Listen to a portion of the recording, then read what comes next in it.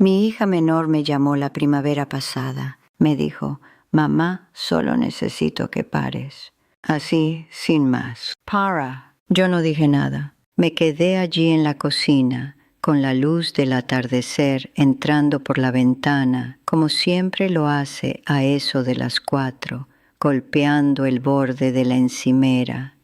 Y pensé, ¿parar qué exactamente? ¿De quererte?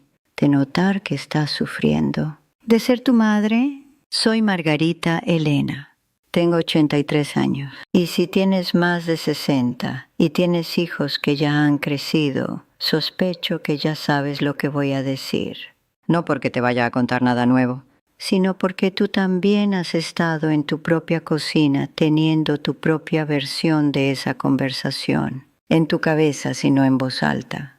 Tuve 5 hijos, todos ellos adultos ahora, repartidos en sus propias vidas, sus propias preocupaciones, sus propias versiones de lo que se supone que debe ser una familia. Y durante la mayor parte de mis 60 años, la mayor parte de ellos, hice lo que imagino que hacen la mayoría de las mujeres en esta posición. Me aferré. En silencio, con cuidado, con ambas manos. Me decía a mí misma que así era como se veía el amor. Me tomó mucho tiempo entender qué era lo que realmente estaba sujetando. Cuando los niños eran pequeños, sabía exactamente quién era yo. Suena extraño, porque esos años fueron agotadores en formas que creo que nunca he podido expresar con palabras. 5 niños en una casa que siempre necesitaba algo. Alguien siempre enfermo. Alguien siempre necesitando una autorización firmada para el colegio, alguien siempre llorando en la oscuridad. Ricardo trabajaba muchas horas. Yo me encargaba de todo. Ese era el trato. Eso era lo que yo era. Ese encargarse de todo se sentía como un propósito. Era mi propósito. Y cuando terminó, no de golpe, sino lentamente, un hijo tras otro dejando la casa, no supe qué hacer conmigo misma. No sabía qué hacer con mis manos, para ser más honesta. Seguían buscando cosas que ya no estaban allí. Así que redirigí mi energía. Eso fue lo que me dije. Voy a redirigirla. Lo que hice en realidad fue perseguirlos. No físicamente. No me presentaba sin invitación ni aparecía en sus puertas sin llamar. Era demasiado orgullosa para eso. Pero los perseguía de todas las formas que no parecen persecución. Llamaba cuando sentía que algo iba mal. Ofrecía ayuda antes de que la pidieran. Me mantenía informada sobre sus vidas de esa manera cuidadosa y silenciosa que te permite fingir que solo estás presente cuando en realidad estás ansiosa. Linda, mi hija menor, la que llamó aquella primavera, estaba pasando por algo difícil con su marido. Yo lo sabía. Ella no me lo había dicho, pero yo lo sabía. Así que llamé. Más de una vez. Más de 2 probablemente. Cada vez con un motivo diferente, una pregunta distinta, una excusa cualquiera para ver cómo estaba. Respondió a la tercera llamada y había algo en su voz. Ese tipo de cansancio particular que no viene de no dormir. Me dijo, mamá, solo necesito que pares. Y luego, más bajo, necesito resolver esto por mi cuenta. Ahora bien, la respuesta razonable a eso, la respuesta apropiada, habría sido decir, por supuesto, lo entiendo, te quiero, llámame cuando estés lista. Y dejarlo ahí, lo sé, lo sabía entonces. En cambio, sentí el aguijonazo como algo físico. Como una puerta cerrándose en una habitación en la que creías que aún eras bienvenida. Y decidí, y aquí es donde me da vergüenza decirlo en voz alta, decidí que ella estaba equivocada, no de una manera dramática o de discusión, solo en silencio, internamente, de esa manera en que las mujeres de mi generación aprendimos a ser tercas. Decidí que ella no lo decía en serio. Que lo que realmente necesitaba era que yo fuera más inteligente a la hora de ofrecer ayuda, más sutil, más paciente, más estratégica. Así que probé un enfoque diferente. Empecé a llamar a mi hijo Miguel, haciéndole preguntas casuales sobre su hermana. Solo estaba pensando en ella. ¿Cómo la ves tú? Me decía a mí misma que esto no era interferir, que esto era solo mantenerme conectada con la familia, evitar que los hilos se soltaran. Miguel es el que se mudó más lejos. Mantiene las cosas ligeras por costumbre, de la misma manera que algunas personas usan el humor como un abrigo que nunca se quitan. Respondió a mis preguntas con frases cortas y luego, con suavidad, casi con cariño, me dijo: «Mamá, ella está bien. Déjala respirar». 2 de mis hijos, en pocas semanas, diciéndome alguna versión de lo mismo. La mayoría de la gente, a ese punto, habría captado el mensaje. Yo, en cambio, fui a hablar con mi hermana Juana. Juana es la persona más cálida de nuestra familia, la que envía tarjetas de cumpleaños, la que hace preguntas de verdad y espera la respuesta. No hablamos tan a menudo como me gustaría, pero cuando lo hacemos hay algo fácil en ello. Le hablé de Linda, de Miguel, de la llamada de aquella primavera. Le dije que solo estaba preocupada, que una madre no puede simplemente parar. Juana se quedó callada un momento. Luego dijo: «Margarita, ¿cuándo fue la última vez que dejaste que ella te extrañara?» No entendí la pregunta al principio. Le di vueltas varias veces en el camino a casa desde el supermercado. La había llamado desde el aparcamiento, algo que nunca habría hecho hace 20 años, sentada en un coche hablando por teléfono, y seguía sin estar segura de haberlo entendido. «¿Cuándo fue la última vez que dejaste que te extrañara?» Debo decirte, y esto va a sonar ridículo, que por esa época también empecé a leer uno de esos artículos en Internet sobre hijos adultos. Mi nieta Clara me había enseñado a buscar cosas y me había acostumbrado a investigar cuando no podía dormir. Y encontré este artículo de una mujer que escribía sobre lo que ella llamaba divorciarse de tus hijos adultos. Casi no lo leo. Divorcio no es una palabra que yo use a la ligera. Incluso ahora, todos estos años después de Ricardo, la palabra tiene peso en mi boca. Y usarla con un hijo me parecía mal de una manera casi física. Pero seguí leyendo. La mujer no hablaba de abandono. No hablaba de alejarse del amor. Hablaba de algo mucho más pequeño, mucho más específico. Hablaba de liberar la expectativa, ese viejo contrato invisible que las madres escriben en sus cabezas y luego pasan décadas intentando hacer cumplir sin mostrarle el documento a nadie. La expectativa de que la cercanía significa acceso, que el amor significa involucramiento, que preocuparse en voz alta es lo mismo que cuidar. Leí eso y me quedé pensando un buen rato. La verdad es que había estado confundiendo esas cosas durante tanto tiempo que ya no sabía cómo separarlas. Hay algo que escribí en un libro, te hablaré de eso en un momento, sobre este patrón exacto. El contrato invisible. Me tomó años poder describirlo con la claridad suficiente para ponerlo por escrito, e incluso entonces no estaba segura de haberlo hecho bien. De hecho, sí lo escribí. Lo puse en un libro llamado El Código de la Libertad, The Freedom Code. Todo lo que finalmente logré entender sobre esto, sobre soltar sin desaparecer, sobre estar presente sin ser una presión, sobre cómo se ve el amor realmente desde este lado a los 83 años, después de perder algunas cosas para siempre y encontrar otras que no esperaba. Acabo de publicarlo en formato digital. El enlace está en el comentario fijado por si quieres buscarlo. Puede que lo retire.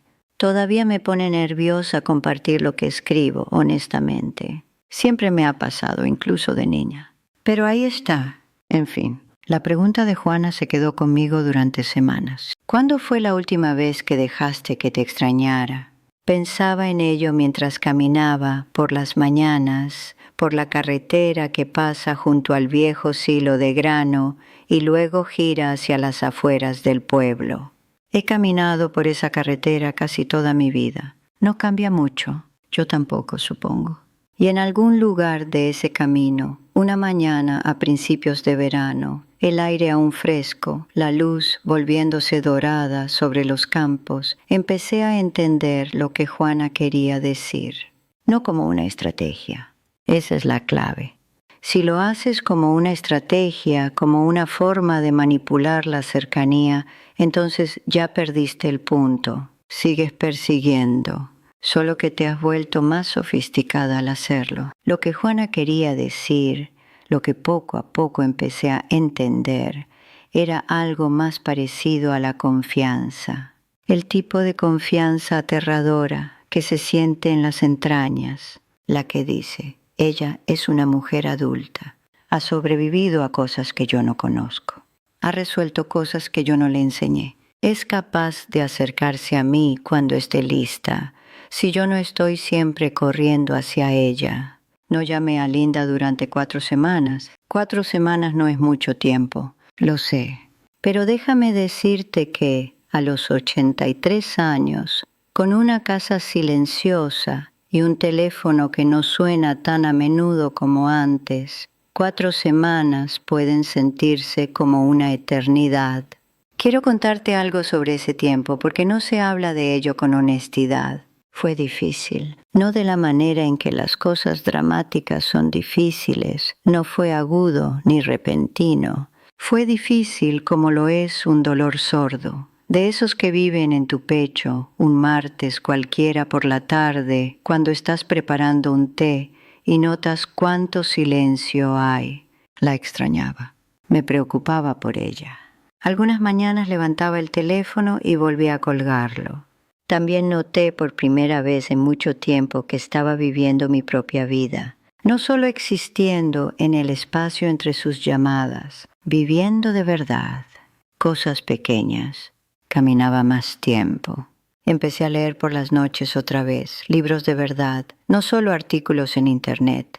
Emma vino una tarde. Se le había caído un diente y quería enseñárselo a alguien, de la forma en que los niños siempre quieren enseñar esas cosas. Y me senté con ella en los escalones del porche.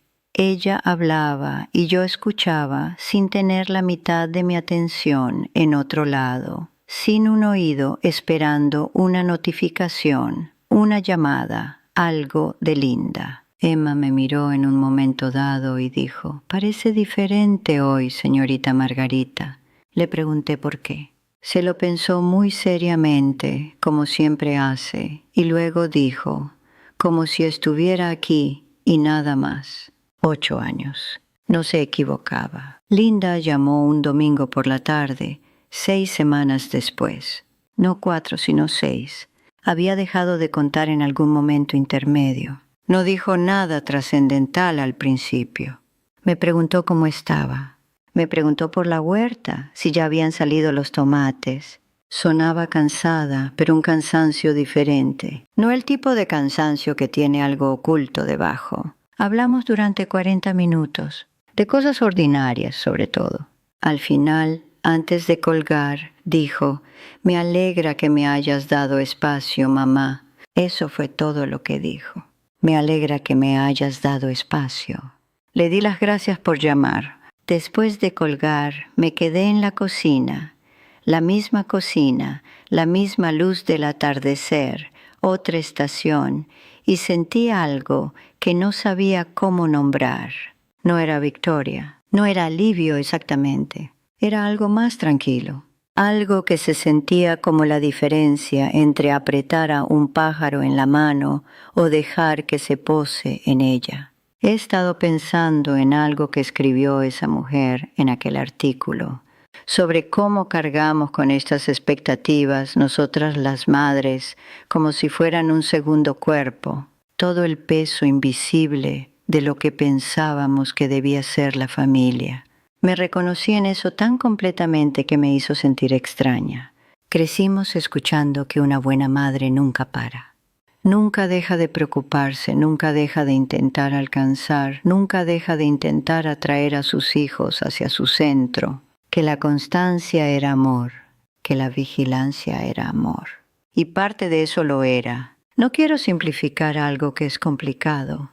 Hay cosas reales en juego aquí. Soledad real, dolor real, el miedo real a quedarse atrás mientras los años pasan y las vidas de tus hijos se llenan de cosas a las que no perteneces.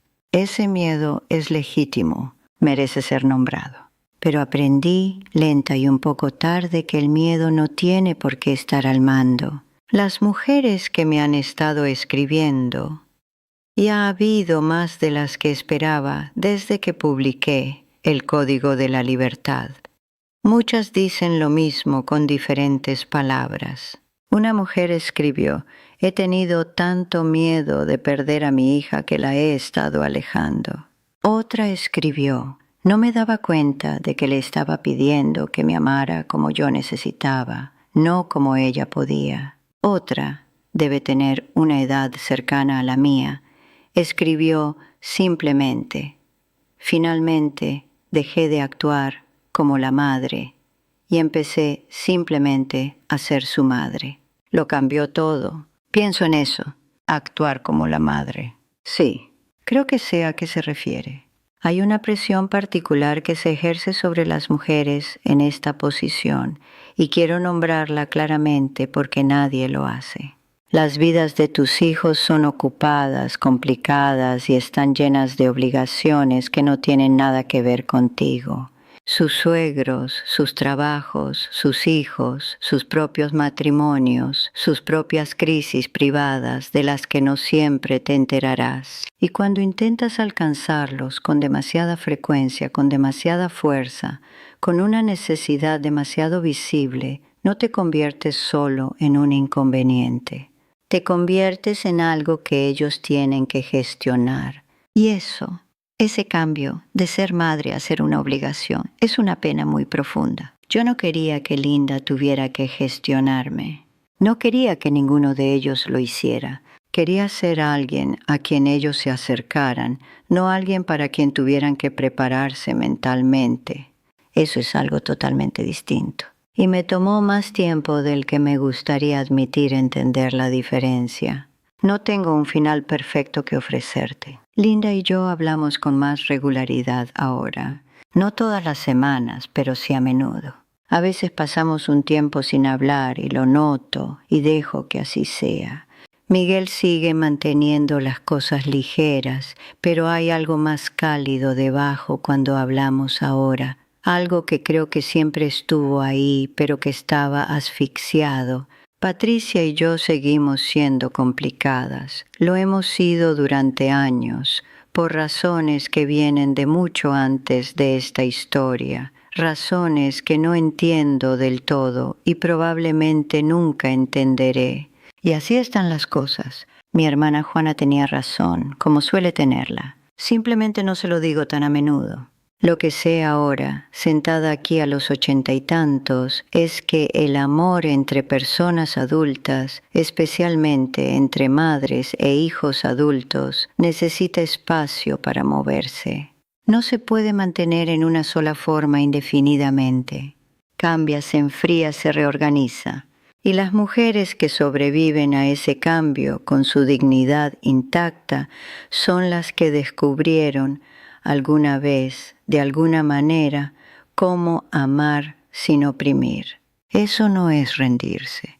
Quiero ser clara en eso. No es lavarse las manos con respecto a alguien a quien amas. Es aprender la diferencia entre sostener a alguien y aferrarse a alguien. Si has estado luchando con esto, y sospecho que algunas de ustedes lo han hecho, si no, no estarían todavía aquí conmigo. Escribí mucho más sobre ello en El Código de la Libertad, todo lo que no ocupo aquí. Sobre la parte práctica, la parte emocional, las cosas de las que nadie habla en las reuniones sociales. Está en el comentario fijado, está ahí si lo necesitas. Puede que lo quite. Siempre dudo antes de compartir cosas tan personales, pero por ahora ahí está. Pienso en algo que dijo Juana al final de aquella llamada. Dijo, ¿sabes qué es lo extraño de los hijos?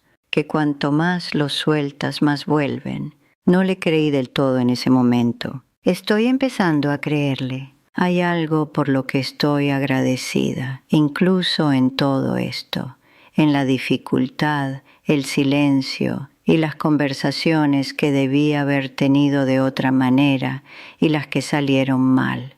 Estoy agradecida de haber podido amarlos. 5 personas que vinieron a través de mí al mundo, que se convirtieron en extraños y luego, lentamente, volvieron a ser algo reconocible.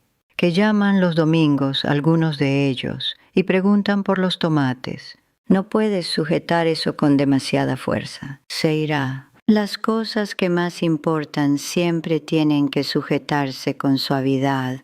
Creo que eso podría ser lo que todavía estoy aprendiendo. Gracias por sentarte aquí conmigo hoy. Podrías haber estado en cualquier lugar y estuviste aquí y eso me importa más de lo que crees. Si algo de esto resonó en ti, si alguna parte la sentiste como tuya, espero que te quedes. Siempre hay otra historia, otra mañana, otra cosa que todavía estoy tratando de entender. Y si alguna de ustedes está pasando por esto ahora mismo, la distancia, el silencio, el teléfono que no sabes si levantar, que sepas que no estás sola en esto, ni de lejos. Cuídate mucho, sea lo que sea que eso signifique para ti.